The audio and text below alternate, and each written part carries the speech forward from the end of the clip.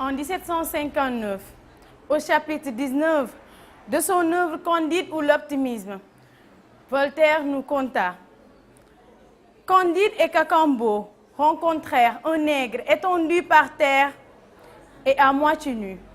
Il manquait à ce pauvre homme la jambe gauche et la main droite. Que fais-tu là, mon ami, dans l'état horrible où je te vois? Demanda Candide. J'attends mon maître, monsieur Vandère d'Andure. Est-ce ce monsieur Vandère d'Andure qui t'a traité ainsi? Demanda Candide. Oui, c'est lui, Jaz, répondit le nègre. On nous donne un caleçon en toile bleue une fois pour tout vêtement dans l'année. Lorsque nous travaillons aux sucreries et que la meule nous attrape le doigt, on nous coupe la main. Lorsque nous voulons nous enfuir, on nous coupe la jambe. C'est à ce prix que vous mangez du sucre en Europe. Cependant, lorsque ma mère me vendit à 10 écumes patagon sur les côtes de Guinée, elle me disait: mon cher enfant, bénis nos fétiches et ils te feront vivre heureux.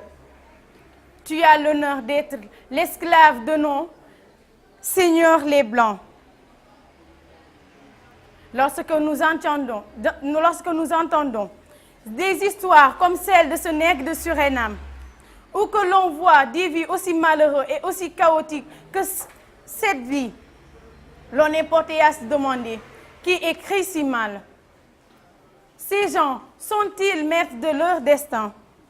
Ou seraient-ils comme ces anciens Grecs qui se contentaient de prier: ô Dieu, change notre vie, et si ma prière est osée et s'éloigne de ce qui est juste, pardonne-moi.